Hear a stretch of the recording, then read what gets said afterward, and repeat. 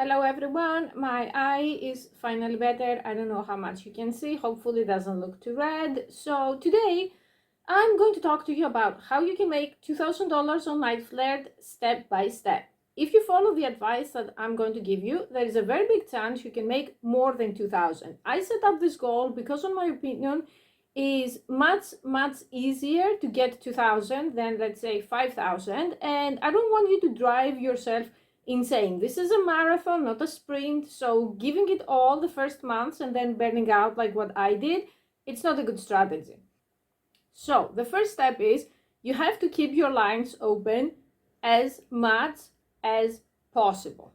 In this case, like Hormozy, a YouTube businessman that I watch, he says volume beats luck, and I believe that applies to Niteflirt more than anything, which means at first you have to outwork everyone in the platform, especially if you are new and starting.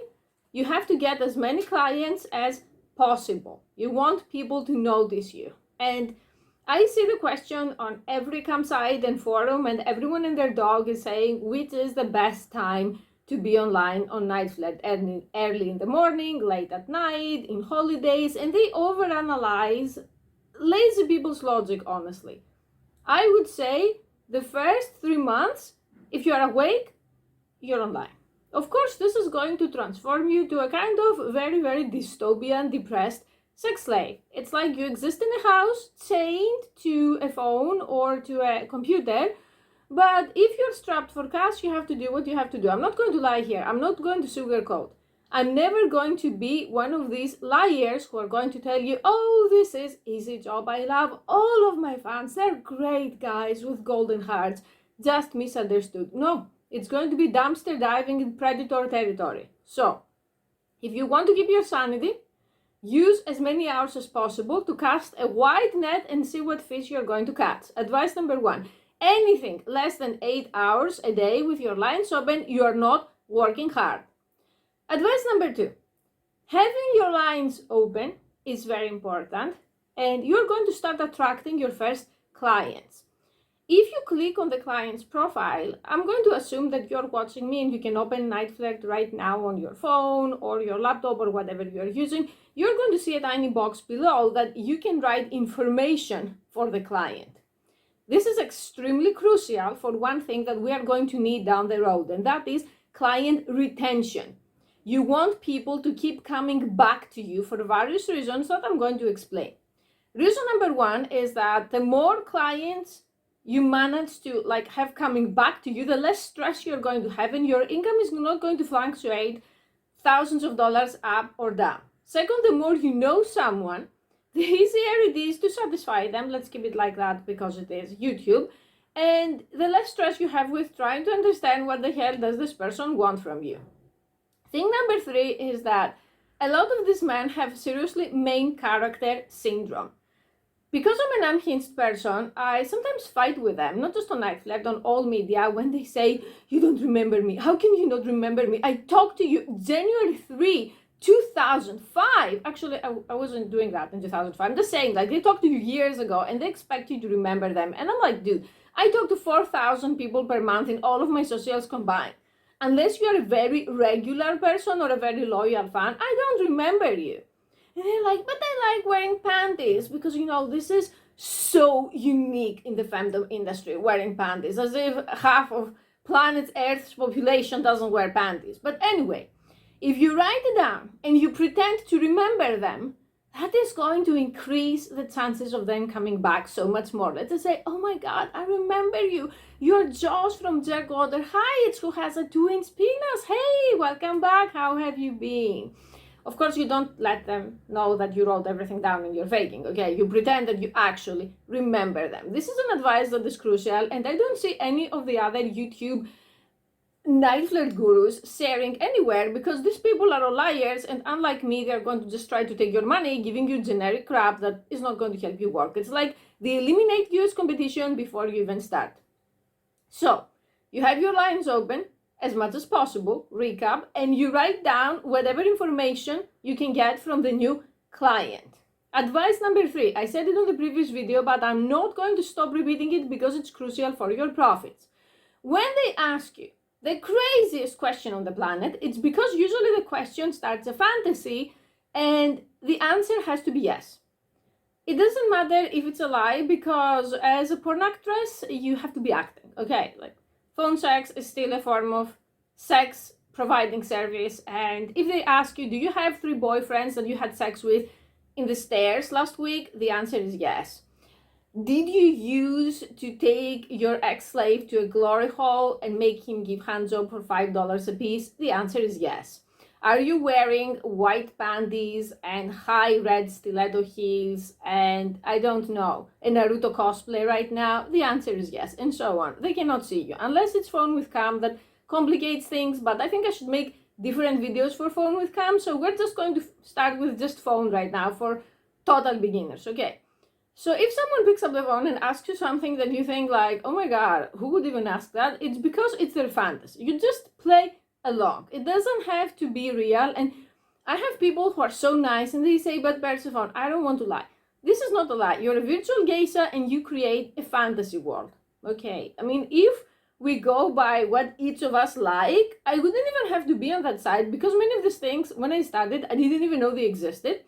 For some of them, I found out that they exist, but I have zero interest in doing them myself. And for some others, like, I'm still learning. Don't accept things that they are against Niteflirt rules. One thing that they are going to do to pressure you is that they're going to say, Mistress Vanessa XOXO does it. I don't care. Go to here. I want you to retain your account long term, so you cannot afford to get banned by the site on the first month because you talk about people searching for their mommy, people wanting to show you their poopy diaper, people having a crush on their dog, people wanting you to roleplay as, God forbid, children or relatives. You're not going to do any of that. You just say, I'm sorry, I don't do it. Is there something within Niteflirt rules that you want us to explore together? If they say yes, great. Usually they won't say yes, they're just going to hang up, so you just block them. And when I block someone, because I'm a vengeful bitch, I also write down on the same square dimension why I blocked them. Because this really helps remembering, because sometimes the same person is going to make a fake account and come back to harass you again. Another thing that it's very important to remember, you have to understand 2 things to survive in this industry. One is fetishes, and the second is personality disorders. And very often these things go hand by hand. To put it very plainly, the majority of people there are going to be narcissists, they're going to have dependent personality disorders, or they are going to be using Niteflirt as a fake dating site, which is, it's going to eat your soul alive long term. So if they are contacting you, they will be trying to do several different things over time that you have to know when to milk the cow and when to send the cow to the slaughterhouse. What do I mean by that? I'm going to use examples from my own experience on that site that you can also use on campsites. There was someone who contacted me and he wanted blackmail fantasies, which is something that Niteflirt is kind of like in a gray area with that. They kind of allow some of them, not allow some others. So make sure to read the rules and see what you're comfortable with doing. So this person, he is married and he wanted me to pretend that I'm going to tell his wife that he's into feminization, which is pretty mild. At least it started that way. So we started having these very long sessions, like 1-hour calls, 2-hour calls, which translates to up to $300 per hour, because there was also fiendom involved, where he would say, you know, please don't tell my wife, and I would say, you have to send me a tribute to not tell her, and he would send it, and so on. By the way, fiendom is something that I only do if someone requests it. One of the biggest turn-offs is to start demanding money from people who are not into fiendom, so don't do that. You can ask people, are you into fiendom? Should we include it? That's totally fine, but you don't have to take it for granted. For me, it's a fetish that is becoming obsolete because it's tied up to what I said earlier, that people are using campsites and Niteflirt as fake dating sites. So we were doing that, and eventually he started pressing my boundaries, and he started saying, you know, I want you to have my wife's real information, not just as a fantasy, like her real phone number, her real email, and out me to her.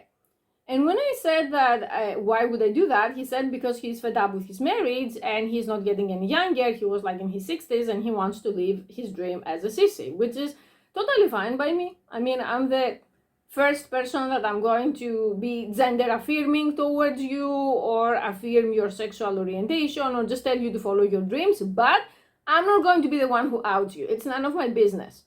And also because it's harassment, if I send here, I'm pretty sure this is illegal. I'm not going to legally analyze that, but I have a lawyer that he has received a lot of weird questions from me. He's an open-minded guy.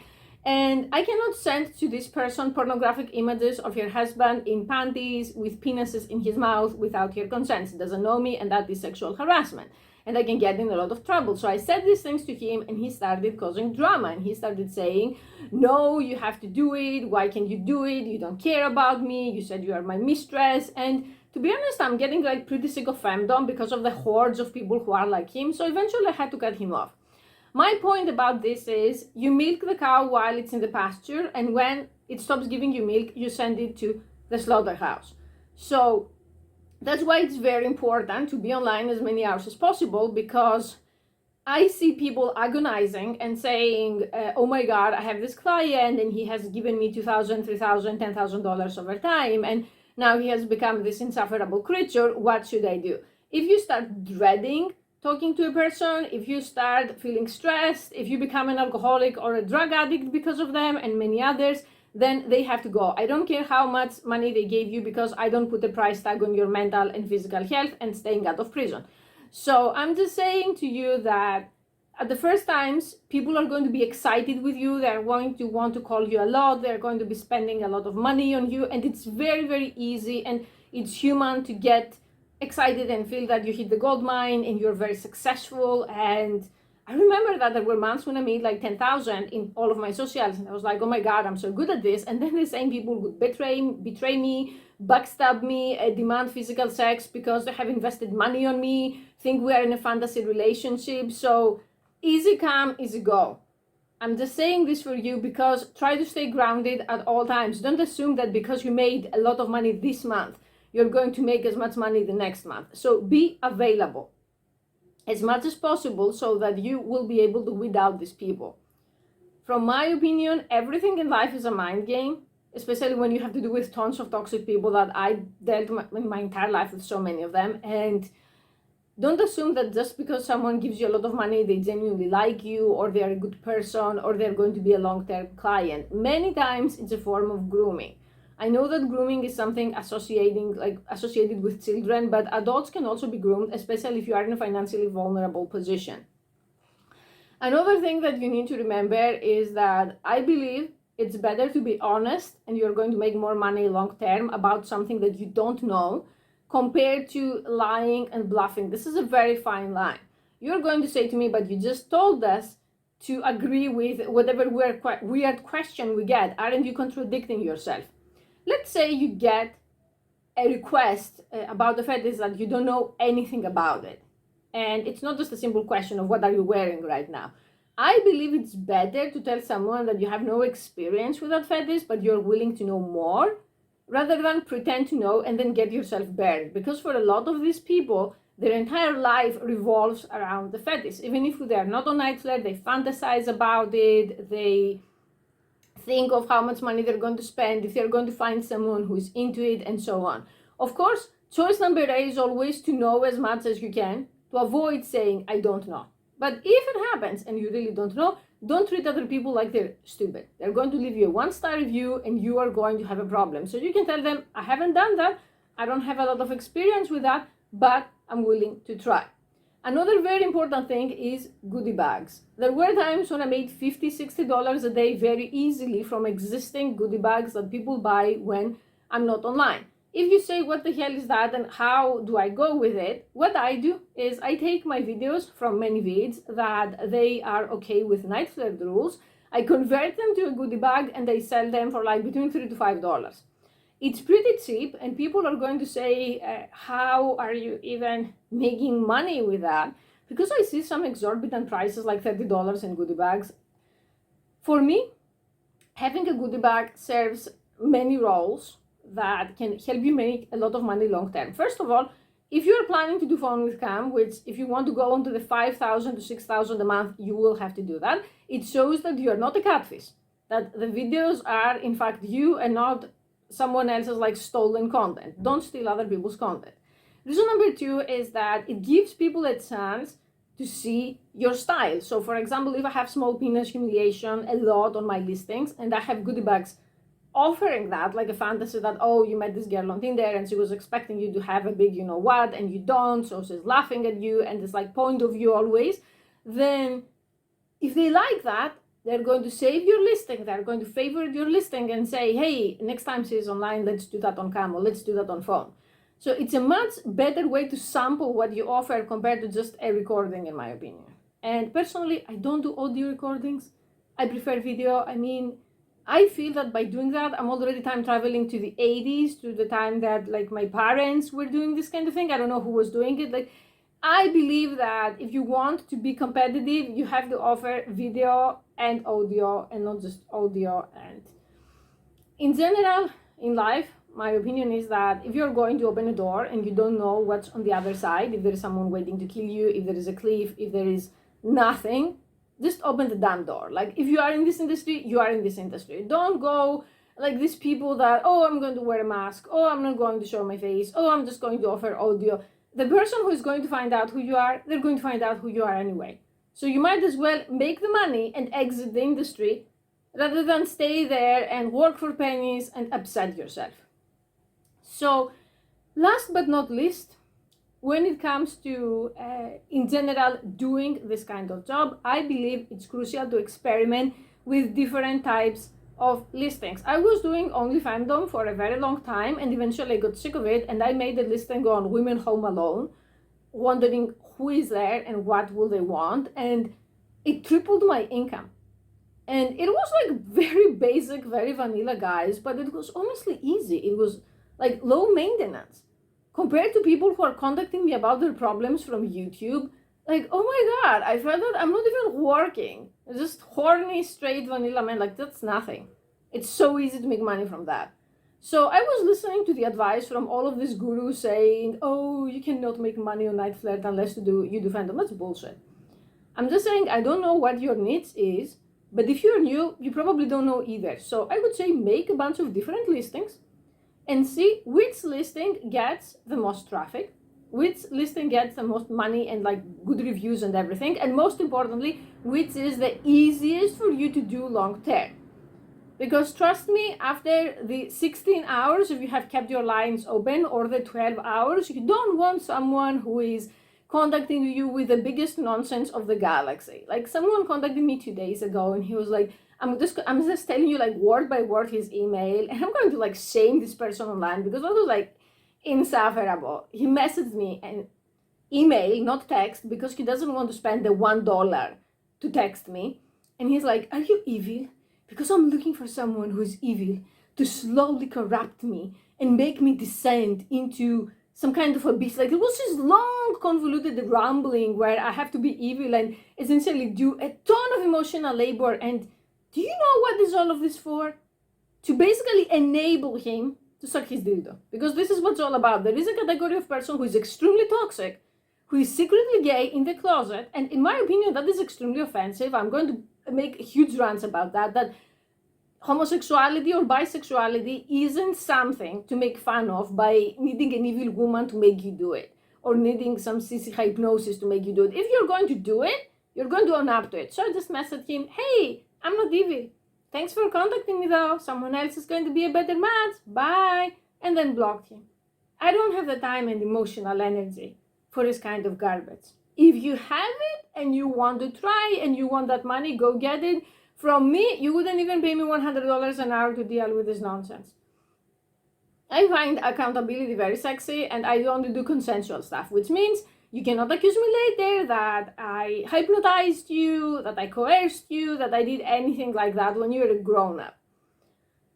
So to summarize all of this video, you keep your lines open as much as possible, you write down information about its client, you do your research on narcissists, bipolars, borderlines, cluster B in general. You do your research in fetishes and try to understand them the best you can. If there is a fetish that you don't know how it works, that's fine. You can be honest with them. You are communicating with the client and you're available as much as possible. And when the client starts becoming toxic, you cut them off. You make different listings in different categories to see which one works for you. And I would say also eat as healthy as you can, sleep, and I'm going to emphasize on that, YouTube and other kind of home workouts, because you are going to be this dystopian type of sex slave. And imagine like you're in prison. Like, don't prisoners do workouts on their cells? Similar thing. You're going to say you're crazy, I don't need that, do that for 9 months, and you're going to see that if you sit around all day, how much you're going to balloon and how much your health is going to suffer. And I don't want that for you. I'm going to continue making this type of videos because people request them, and because, like I said, I want to take the clients away from the YouTube fake gurus.